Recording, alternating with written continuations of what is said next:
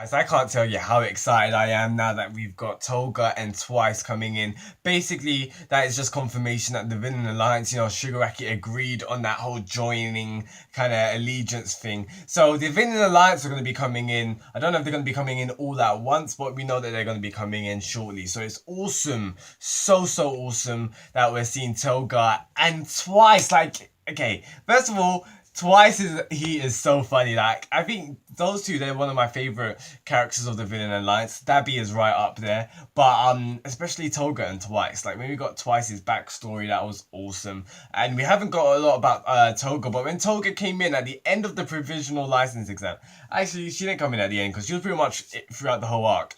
But basically, obviously in the disguise of Cammy. But when we found out that was Toga, and everyone's just like, oh, like, wow, like, how hype. And the fact that Toga has Deku's blood, this is where it gets interesting. This is where it's like, oh, flip. Is this storyline, is this subplot gonna come into this arc? Because I was just like, wow, that would be so crazy. So, the thing which I'm so excited about is the combination of Toga and Twice. And what I mean by that is why they're together, in a sense of what they can do together. Think about it.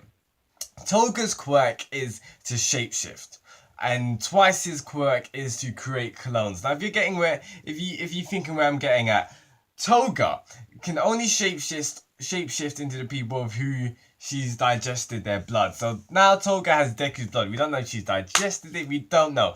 But let's say Toga basically, shapeshifts into Deku. Twice can create clones of Deku, going around all the place creating havoc pretty much. We don't really know what they're going to do, but I think that'd be pretty awesome if Horikoshi does something similar to that. I think that'd be pretty hype, to be honest. But what we need to understand is who's going to meet them first. If you think about it, it's probably Mirio, because Mirio went ahead. Mirio went out ahead. Then behind Mirio, it is Sir Night-Eye, Aizawa Sensei, and Deku, I believe. So, Twice and Toga, they can fight Mirio or can run into Deku in them. But the thing is, this is what makes it so much more mysterious. The fact that, what's it called? Overhaul called Overhaul called Twice and Toga temporary transfers or something like that, or transfer temps or something like that. Does that imply only them two coming in now, or is that all of the Villain Alliance? See, that's the thing. Who knows? Maybe Shigaraki, because we don't know the full extent of their discussion. So Shigaraki could have been like, okay, I'll give you a wager. Here, you can borrow some of my men for this mission. Or, like, I don't really know. Who knows what Shigaraki has done? Or is all of them coming in? Because think about it. They got to be strategic. You can't have all the villains come in. Because if they all get defeated, then, they're all screwed. So maybe it's just Twice and Toga right now, or maybe some of the Villain Alliance, they're all just dotted around the base. Like, how crazy would that be? Either way, it's what we know from this chapter is that Shigaraki has basically agreed to work with Overhaul. We don't know for how long, we don't know the full extent and the whole. We know some of the conditions from the discussion in 132, but I'd like a bit more clarification on that. I wonder if Shigaraki's actually here. Now, aside from that, we'll get back to all of that greatness at the end of the video. Wow, I love Kirishima, man. First of all, what I'm so happy about is that, think about it, the amount of chapters Horikoshi has dedicated to Kirishima in screen time, in character development is astonishing, and it gives me so much hope that Horikoshi will do it to all the other characters as well. Like, I know a lot of us have been. I personally, I want a fight with Todoroki. I want Todoroki to fight a villain. I know a lot of people are theorizing it's probably Todoroki and Dabi, and I'm like, okay, cool. I'll wait till that. But like, I want like Ida to fight another villain. I want Todoroki. I want Tokiyami. Like, let's get some light for Tokiyami, please.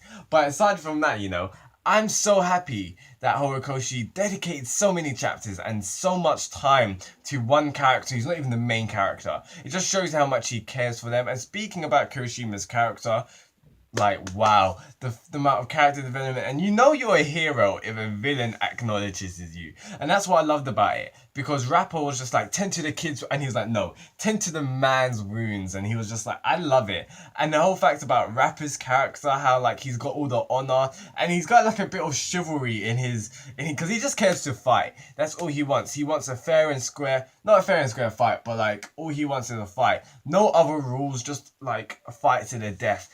And he doesn't want any cheats. He doesn't want people helping him. He just wants to go in.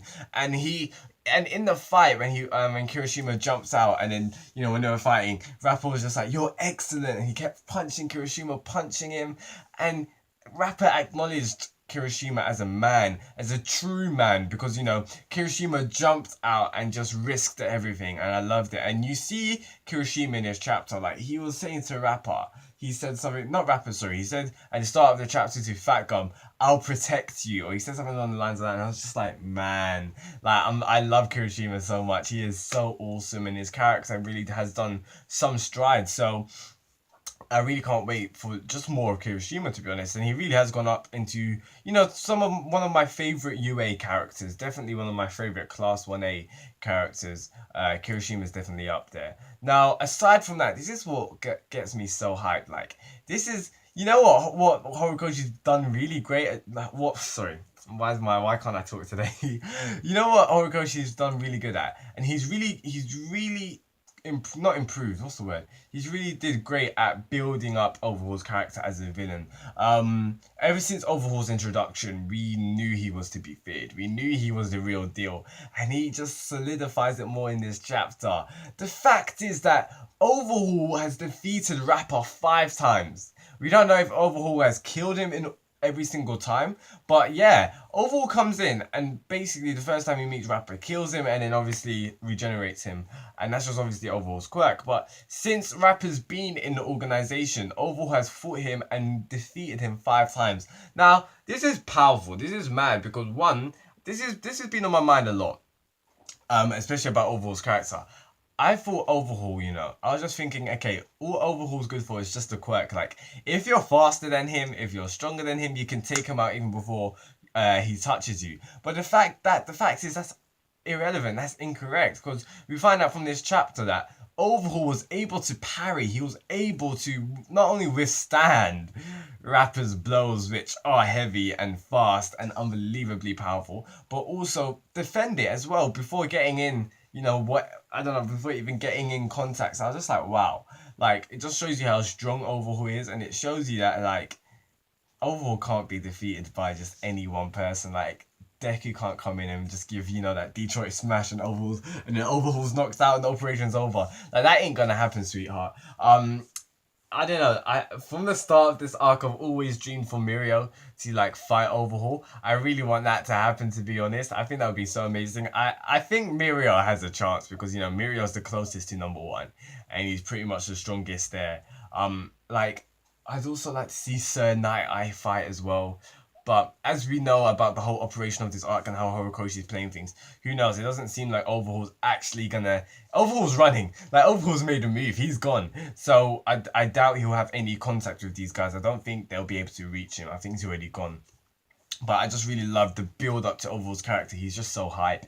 And you know that when we do face him, when whoever or whatever character fights Overhaul, it's gonna be a tough battle. Like, Overhaul is not any pushover character. Next, other than One For All, he's probably he's the second strongest villain in this series. Yeah, easily.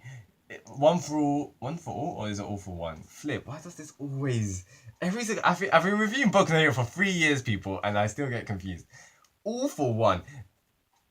Yeah, One For All. Yeah, All For One's the villain. See, this is the brain thing, man. Anyway, yeah, All For One's the strongest villain. Then I'd say so far it's probably Overhaul. Second place Overhaul, then maybe Shigaraki or Stain. I don't know. That's for another video. But yeah, it just shows you how powerful Overhaul actually is. He's not an easy pushover. And I just love his dynamic within the whole what's the word? I love his dynamic within the whole what's the word? The whole gang. And because it just shows you that, you know, the Eightfold Cleansers, they don't truly respect Overhaul. Like, they don't truly agree and like not and understand. They don't truly agree with all of Overhaul's rules, all of Overhaul's what's the word, aspirations, basically his missions, what Overhaul wants to do. Not all of them agree, and we knew about that from a couple of chapters back. They truly are dedicated and devoted to the boss, you know, the one that was on the bed. I'm assuming Overhaul's father. I think Overhaul even said father. So yeah, we really the dynamics of Overhaul's character. Not only is he such a massive, like, larger than life strong villain, but he's also hated as well by his own comrades. Like, he's not truly, he's feared, but he's not truly, like, admired by his comrades, not as the old boss was. So I really do think it's an interesting dynamic, and I'd like for it to be explored. I'm wondering what Horikoshi's kind of playing at. I want to see what he's gonna do with that, and I really can't wait. Now, before I end off the video, this is powerful. Like this, I was reading the chapter, and I was just like, wow, I think this is gonna happen. I don't think I've ever spoken about this before, and I think it's in the way for a discussion. I don't know if All For One said it, like, during the fight between All Might, but either way, guys, we know it's gonna happen. Like, we know at one point in the series, either before All Might's death or whatever. Either way, this is how I see it. I see how that there's going to be a lot of events in this series. There's going to be a lot of big milestones. One of the biggest milestones so far in the series was obviously All Might versus All For One. Maybe the next one, I think the next one's probably going to be All Might's death. And then I do think another one is going to be, you know, like the fall of society. Like, once All Might dies, you know, that's when the villains really surge up and rise. It's been building up since, like, when Chaps Stain arc. It's been building up since the 50s. I remember at the end of the Stain arc, that guy first came in. That's when, you know, that guy, what's his name? I think he like deals with the villains, and he like gives out all the merchandise, you know, the glasses, and he's got the pistol. That guy, you know, when he first came in and Grand Torino and All Might was talking about it.